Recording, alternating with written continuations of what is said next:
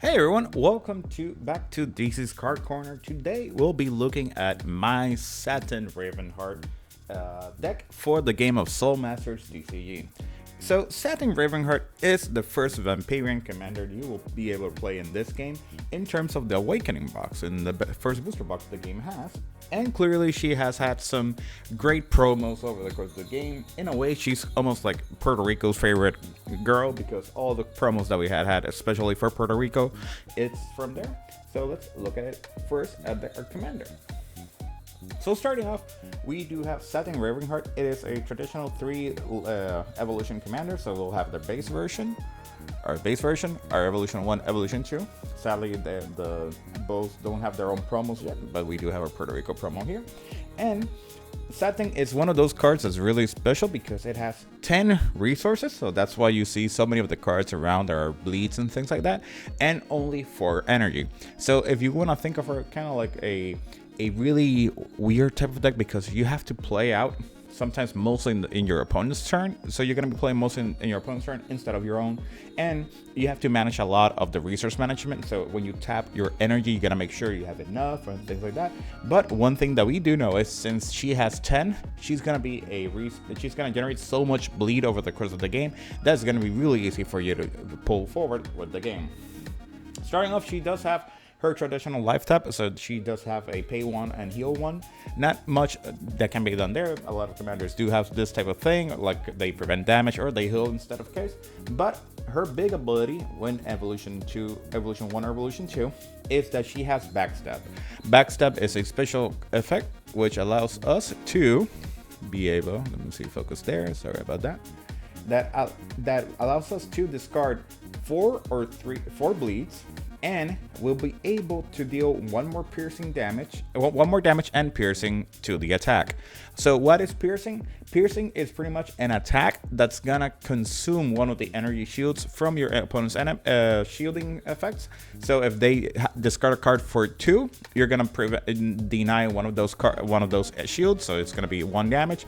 If they discard a 1, it's gonna be technically 0, and if it's 0, it's gonna be negative. But since in the game there's no negative, it doesn't affect it, so we shouldn't be worried about that. So let me see if it focus well. There we go. And that's our commander per se. So most of the time when they play her as a really strong aggro deck that we're going to be trying to hit over and over and over with a lot of low cost units. But she also has a lot of big explosive plays that she can play a lot and counter and move a lot of the damage going around. And that's all in our main deck. But let's keep going with our reserve deck now.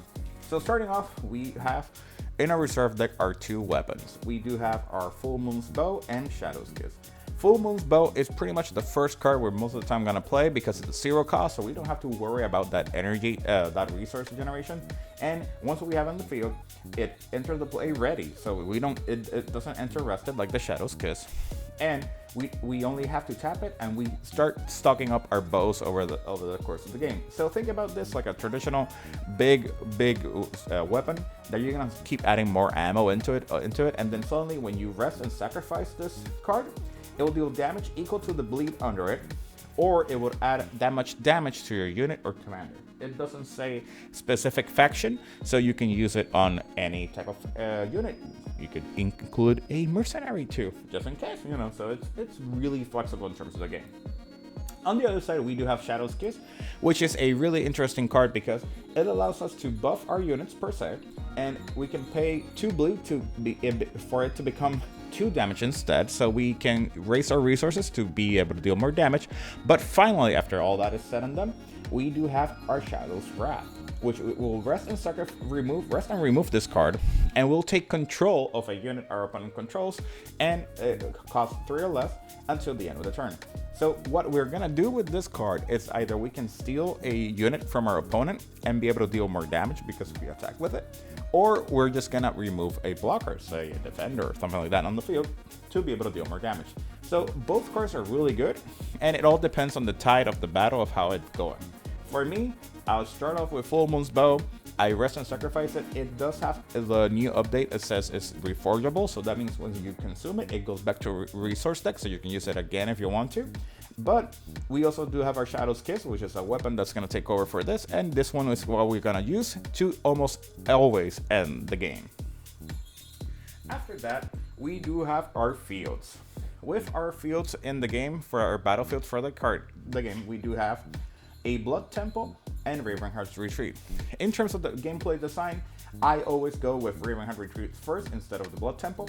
Ravenheart Retreat is a really good card because it allows Satin's attack to generate 2 bleeds instead of 1, while we do have our Blood Temple that says units with Thirst will generate 2 bleed instead of 1.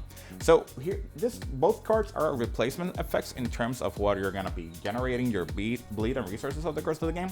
And since Satin is a Valkyrian, just like Lamia, some cards that are in the Lamia deck can be played here, which I haven't done yet, but I've been starting to work with it.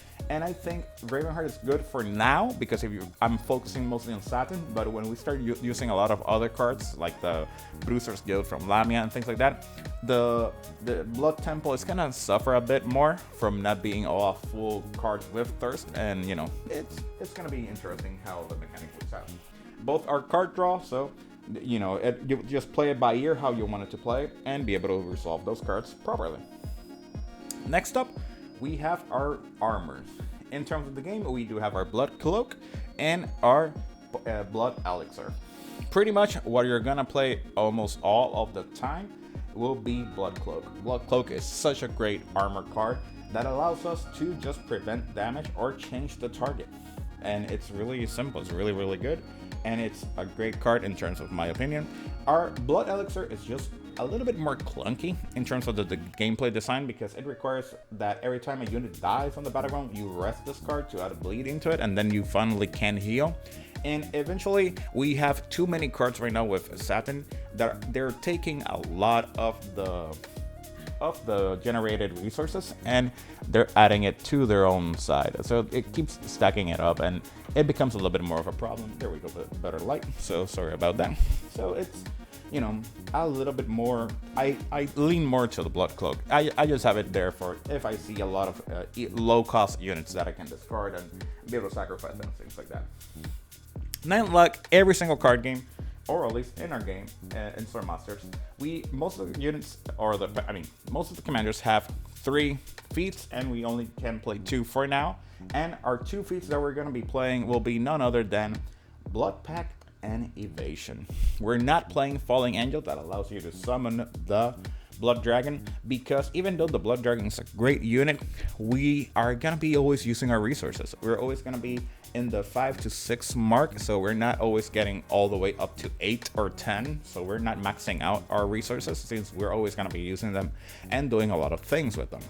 So starting off, we do have Blood Pact. It's a feat ability, so that means that if you haven't played anything, you can play it during your opponent's turn, so that's a little bit neat trick there.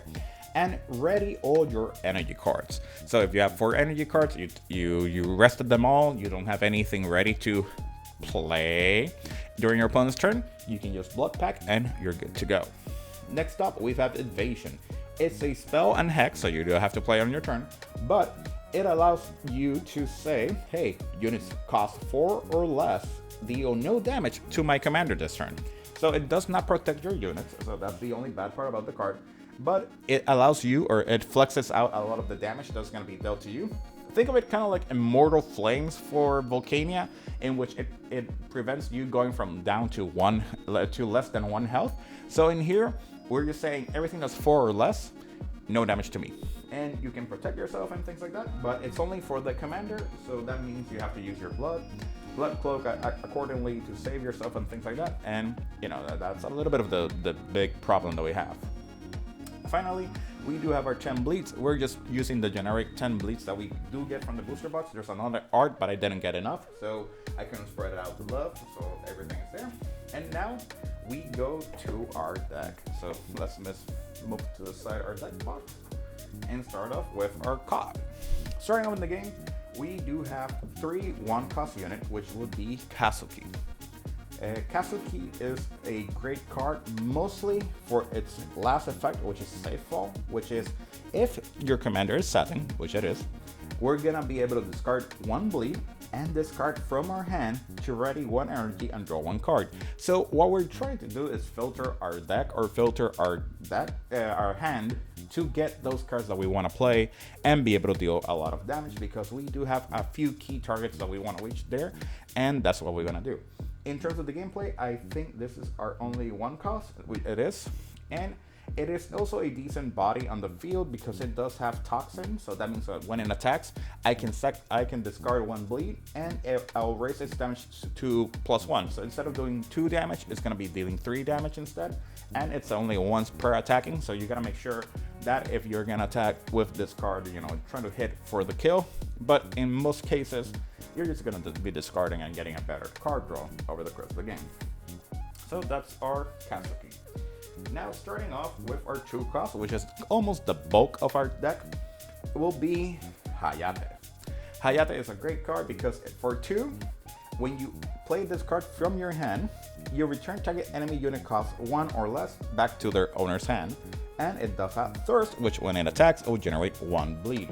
So what we're trying to do here is just like I've been mentioning before in some other deck style. We want to remove those pesky 1 cost defenders, 1 cost units. So we want to make sure they go back into the hand. Sure, they can be used to shield the damage you're going to be dealing to them, but if they have no units, it's better than having a lot of units. So what we're trying to do is, you know, just trying to make sure we can control the board state and be able to deal damage over the course of the game, which is something that sometimes we forget, that if you can't eliminate or return the cards back to the hand, they'll be able to be used against you in the future. Here we have our first presentation of our universal card that I love, and I think it's a great card, and for Satin it works perfectly. It will be Aurelia Sunflower. So this card is not a mercenary, it does not count to your mercenary count, and since she's a universal or wanderer card according to the official rulings, she can be used in any deck and only takes up your unit space. Starting off, we do have her Cleanse ability. Cleanse right now is really, really important, at least in my local meta, and I think it's really great all around. It's when you summon this card from your hand, target spell or ability is discarded from the battlefield. So pretty much all the cards that have Hex and they stay on the field, this is a great removal for that. Sadly, Cleanse does not work with reserve cards, so we gotta make sure that you target the proper card, not anything else going around. So you cannot target the reserve cards, you have to target synth in the battlefield and the background. After this, we do have a quick heal, which is rest and heal your commander by 2. Why do we have this? Because we need to heal up over the course of the game. It's not easy, you know, since we're gonna go all in discarding and playing so many cards, sometimes we're gonna lose that card draw, but hey, we have our heal. We can restore our health back to normal and be able to be a little bit more annoying over the course of the game, instead of just being that one and done, one trick pony, all in and deal damage and that's it. So we wanna try to do that type of thing. Another 2 cost card that we're gonna have, 3 copies off, will be Toshiro. Toshiro has Toxin, which allows it to discard 1 bleed and add 1 and get 1 more damage through its attack, and clearly Thirst, which is gonna generate a bleed. Clearly you have to stack this during the combat to make sure that everything works well, but Toshiro is one of those cards that is just traditional 2 cost that has a little bit of ability and skills and provides a lot of benefits, such as 2 shielding. So we want to defend, we want to protect ourselves. Toshiro is the card that you want to use to be able to defend yourself. And also it's a decent attacker too, so it doesn't fall off in the course of the game. Next up, we have a card that I personally believe is really fun and really good, and it's Kasumi. Kasumi has Stealth, which is a card that ignores Defender and Taunt. So it doesn't matter how many Defender and Taunts they do have, this card will always try to hit its target no matter what. That's why we have so many cards that have Scout, that they manage to deal with this type of card. So, you know, you gotta make sure that you play against decks that can save you that problem. So starting off, we do have Disrupt, that when she enters, you'll make your opponent discard 1 resource card too. So it is resource management, and it also is a stealthy attacker that's going to be able to deal damage over the course of the game. Think of stealth kinda like Shadow and MTG or Evasive and Lurkana, which it ignores almost everything when it deals damage or goes to the target, but it does not protect it instead. So it's not the greatest similarity or compression to it, but it just makes it, kind of like an unblockable attack. You could prevent the damage. You can't deny the damage using armor, shielding, and things like that. So it's not perfect, but it does bypass those, pesky defenders and taunts that are going to be in the game. Following through with that, we have our first big card that we always want to make sure that we have in hand and be able to play it and be able to almost solve the game instantly, which is none other than Kaito. It's an epic card that we only can run 2 of them. For 3, we got a 4-1-3 type unit, so 4 attacking, 1 shielding, 3 health. It has initiative, so it can attack ready units. So that means that if your opponent drop a good board state, Kaito says, not anymore, you're gonna take care of those. It has haste, so that means that when it enters, you can just start swinging no matter what. And also, just to add a little bit more insult to injury, it does have molten armor, which is a once per turn, you can discard a bleed and prevent 1 damage dealt to Kaito. So pretty much he technically has 4 health if you have a bleed, because it's gonna be able to protect it once, but hey, it's really strong, and also has shielding, so it doesn't matter what you're gonna do, Kaito is gonna be there and surviving and dealing damage over the course of the game. Now, part of the resource management that we're going to be having, all the bleeds and things like that, it allows us to play less for cards that we're going to have in our hand when we play them into the game. Starting off, we have our first 4 cost, which is Hikari. Hikari technically is our official defender in the game, because when we play her from our hand, we may discard 2 bleed and it lowers the cost by 2. So that means this 4 cost, it becomes 2 and 2 bleeds instead. So it's 2 energy, 2 bleed, and you play her, she'll be into the field, she enters ready, she does have initiative, so she can attack ready units if you want to, but we're mostly sometimes going to be playing her for her illusion, which is during the defender step, will be if Satin is our commander and this card is ready, we can sacrifice her to negate the attack. So this card is a perfect way to deal, interrupt the combat step for an enemy commander, but we also negate the attack. So we're not dealing damage, we're not taking damage, so there's no on-KO effect and things like that. So Hikari is a really strong card that I would recommend always running in your Satin deck. Sadly, it does not work with Lamia, since, it says it right there that, it's Satin as your commander, it's the effect. So she can become a good, strong beater over the course of the game if you play her in another deck that's not Satin, like maybe Lamia. Next off, we do have our another 4 cost, which is none other than Renjiro. Renjiro, at first, it was a card that I was not a big fan of, but over the course of the game, I learned to actually like him a lot. And he is our defender, our taunter in our game.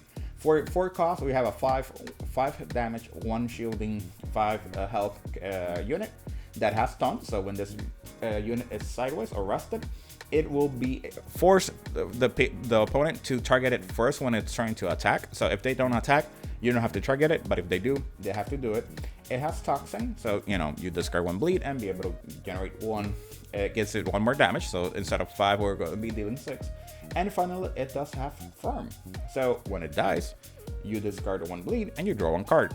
So it's a value engine. It has a lot of things going on with it. Clearly, it's an epic card, so we only have 2 copies, so that's the only bad part per se. But it allows us to be able to be a little more defensive and aggressive at the same time with the taunt effect. Next up, we do have Daihatsu Kaisen. So now we're trying to see something that's kind of weird with Satin, which is the little cost over here, because we only have 4 energy. How can we get there?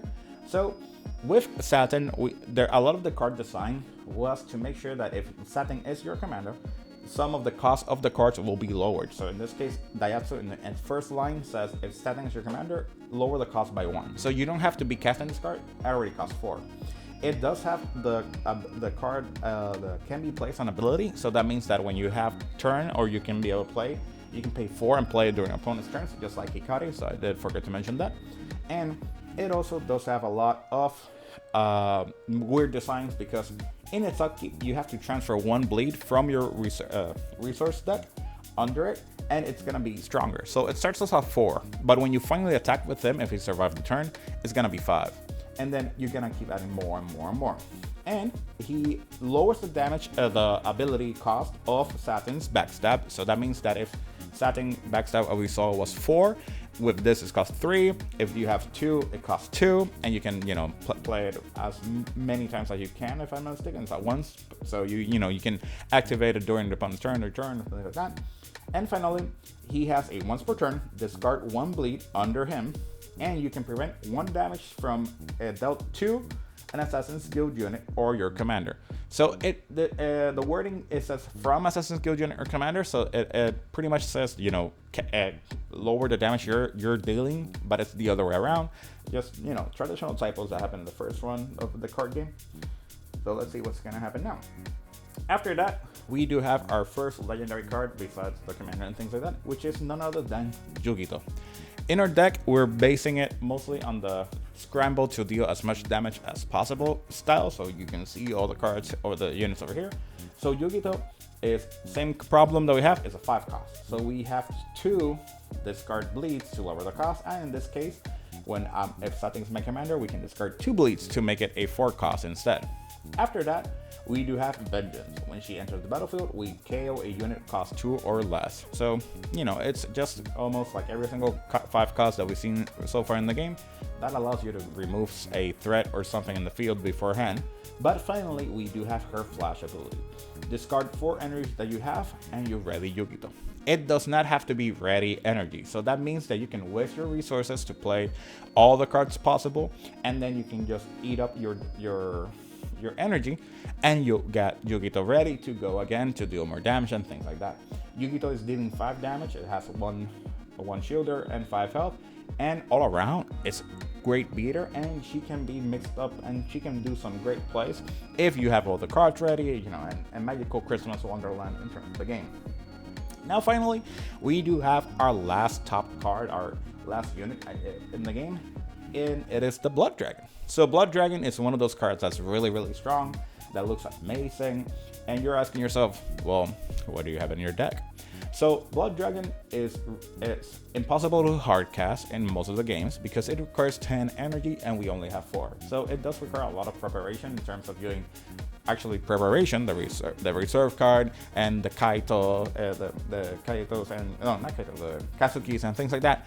And we're gonna just be casting this card for 0 health because its health depends on how many bleeds it has under it. So what we're gonna do mostly with this card is gonna be discarding it to get a card. This is just an extra card draw because pretty much Blood Dragon is just there to create that mind game because people don't know what is in our reserve deck, and it's gonna be like, hey, are you gonna summon it? Are you gonna decide? I don't know. It all depends on how much resources I get in the game, and that's pretty much it for Blood Dragon. But if we do play it, Blood Dragon has a lot of things going on with it. So let's start off looking at it. So it has Taunt. During your upkeep, you have to remove 2 bleeds under it. So when we play Falling Angel, you put 8 under it. So when you remove it, technically it already has 6. It does have Taunt. It has Resistance, which is immune to ability and spells. It is either way. So I cannot buff it up, I cannot target it and things like that. Neither does my opponent, and no player can do it. After that, we do have a once per turn, which is discard X bleeds from Blood Dragon, and we're gonna prevent damage to any unit or commander. So this applies also to our mercenary cards. So if it targets, it helps out Aurelia and things like that. And that's pretty much what we have here with Blood Dragon. This card is the main concept that we really want there. So that's all that we got to it. So those are our 25 units. Now let's go over to our cores.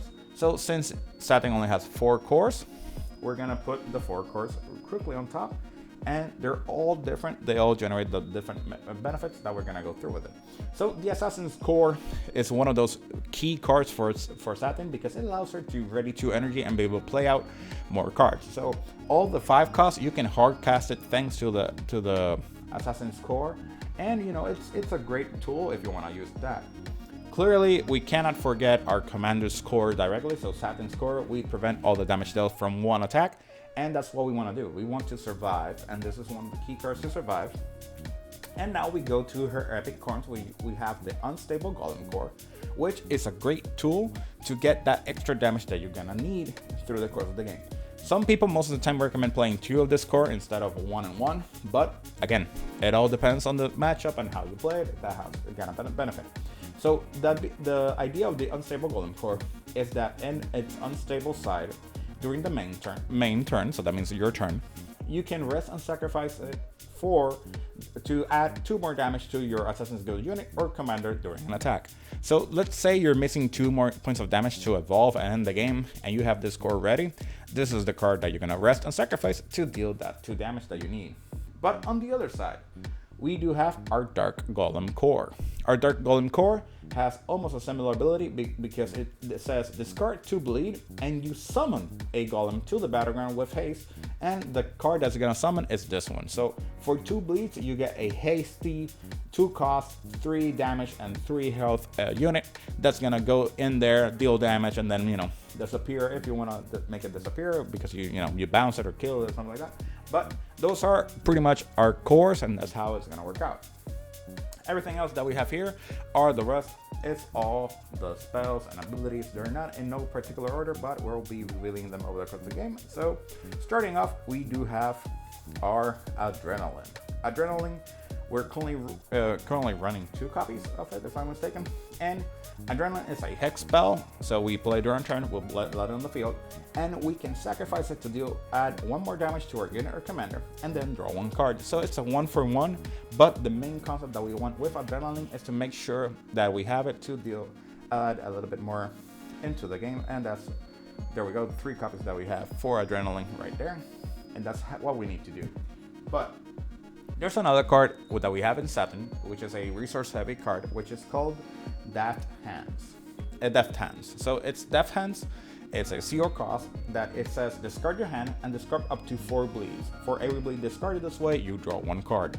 This card is pretty much zero cost for 4 bleeds to be able to draw 4 cards, and you're pretty much always going to have this card at the end with all the resources that you generate, all the bleeds that you generate over the course of the game. This will allow you to get that extra card draw that you're missing out. After that, we do have a complicated card in a way for some people, but it's just a simple, learning the concept, which is Blood Jar. It is a spell, a 1-cost spell that becomes a unit after you resolve this card. The card per se is a defender. So you play 1 cost, you pay 1 energy, and this card will be put into play as a unit. It does have the summoning sickness, so you have to wait a turn if you want to attack with it, which technically you ain't gonna do much because it's 0. It does not have any shielding because it doesn't fully belong as a unit per se, and it does have the defender trait, so you can tap it and rest it so you intercept an attack from your opponent. After that, it does have a on KO generate 1 bleed, so it allows you to actually get something out of it if it gets KO'd.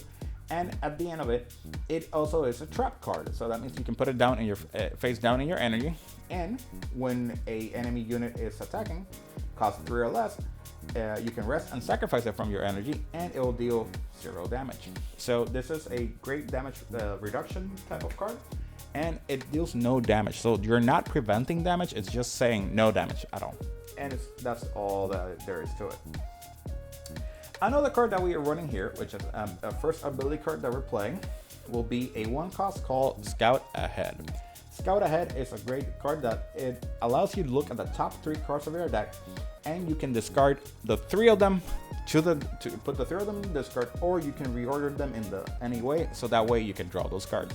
Most of the time, this card is what you need to use to get deeper into your deck and get those winning conditions, such as a Yugito or getting Renjiro or things like that. But another part of the card thing is it allows you to discard the deck. So you're 3 cards deep inside your deck, so seeing what's coming, or if you don't really need those cards, they're Silver Shield or something like that. So it allows you to filter out your deck. This is a card that I used before in my strategy for using Shurikens, which is a great card, a set that's gonna come that's currently playable, but not really. And in set 2, we already got releases and mentioning that it's gonna be really strong. And talking about those, here it is, Shuriken. Shuriken is a 1-cost and add 2 damage to your unit or commander during this combat. So why is Shuriken really good? Because in terms of Shuriken, besides the 1 cost for damage, we do have units in the game that say, hey, how many shurikens do you have in your discard? Depending on how many cards you have, so the most you can have is 3, they'll deal damage equal to that amount. So if we have the 3 right there in the discard, and I play one of those cards, they'll deal 3 damage before doing anything else. And it's really fun, you know, that little ping damage that you deal over the course of the game. And sadly, right now, it's not as strong as viable as expected, but apparently it's going to be really strong soon. So hopefully we'll see a updated version which is focused on Shuriken and be able to do more things with that. After that, we do have another 1 cost ability. As you can see, there's a lot of abilities that Satin is playing, which is Smoke Bomb. Smoke Bomb just prevents 3 damage over the course of the game. It doesn't matter where it's coming from. And for one and prevent 3, it is kind of like the counter to Keshi. Lore-wise, Keshi and Satin do not get along and they're rivals, so it's almost perfect in terms of lore-wise that this card just does the same. And it's really, really good because, you know, it saves you in a pinch since she already has a good army to go through and be able to deal damage. Our first 2-cost card spell we're gonna have is Blood Hunt. Blood Hunt allows us to return 1 Assassin's Guild card from your discard to your hand. So in this case, it only is targeting most of the units, so that way you make sure that you can always get none other than, again, it is almost a given. It's Kaito, you know, there's not much we can do there. Another, our 3-cost spell that we're playing will be Blood Circle. Blood Circle allows you to revive any any unit in your discard that costs 2 or less. If it's a Assassin's Guild unit, it's going to be 3 costs instead. And it's a great card because, once again, it allows you to pick up almost more than half of the deck that we have right now. And it's going to do a lot of things that is going to be really fun. Sadly, that does not activate on-play triggers because on-play triggers must be played from hand to be able to activate it. So that's one of the downside of it. Now to end with our last 2 cards, we do have a Misdirection. Misdirection is a great card and a really confusing one at the same time because it changes the target of the attack that your opponent is doing back to another person. So when a unit is attacking you, you can pay the 4 or pay 2 and 2 bleeds. So, you know, again, the bleed discount, and that unit will now target a friendly unit or commander that the opponent has. So let's say you attack with a Blood Dragon. Well, Blood Dragon can be targeted. So let's say you attack with Renjiro. Renjiro is from your opponent's side. It's going to attack you for 5. You play Misdirection, and those 5 are going to go back to the enemy commander, or they can deal to a unit if it's rested, so it's a valid target. And this card has been a game saver so many times for so many Satin players that it's almost a auto include at this stage of the game. And finally, my ideal card for removing problems in the game, Assassinate. Simple card, costs 4, and you can choose one, which is KO an enemy unit costs 4 or less, or I can discard 4 bleed, and it's a 6 or less. So technically, you do have to pay 4 energy and 4 bleeds to be able to KO a 5 cost or less. So it's kind of the bad side of that, but it's a great card because it allows you to KO those filthy catchy turn that they are just gonna say, oh, I play a General Liam, give it haste. You can assassinate it beforehand and problem is solved. So that's pretty much our Satin deck. It's pretty much a heavy aggro deck, which is a lot of little tempo things in between. And the idea is just go ham, just try to deal damage, and that's about it. There's not much that we can do right now in terms of the style that I can see right now, well, at least from me personally. This is how I look at it and say, like, this is really fun. We do have a lot of units in between that can be changed, that can be dependent on the matchup, like maybe not play Aurelia and play something else, or play a little bit more mercenaries that be able to help out, because since Satin is has a mercenary count of 3, but technically your Blood Dragon already consumes 1, so it's down to 2. You gotta make sure that you can be able to play it accordingly and be able to push forward with those. This is all Awakening set. We still haven't touched a little bit of the Lamia deck. That I think Lamia can add a little bit more extra push into this deck to be able to push forward, like a little bit of the taunter with Ruffian and things like that. But all around, Satin is really fun. I do like her a lot. And you know, it's such an amazing, fun little deck that is a little bit different from the traditional just play Keshi, go haste, or trying to do face and with Athena, or Volcania's, you know, big heavy stompy type of style. So it all depends on how you want to play. So that will be all for now. Stay tuned for more videos like this, and make sure to comment or send me your deck so I can build them and be able to review them and play them over the course of the game. So that way we can have, you know, more interactions. Thank you everyone, and see you next time.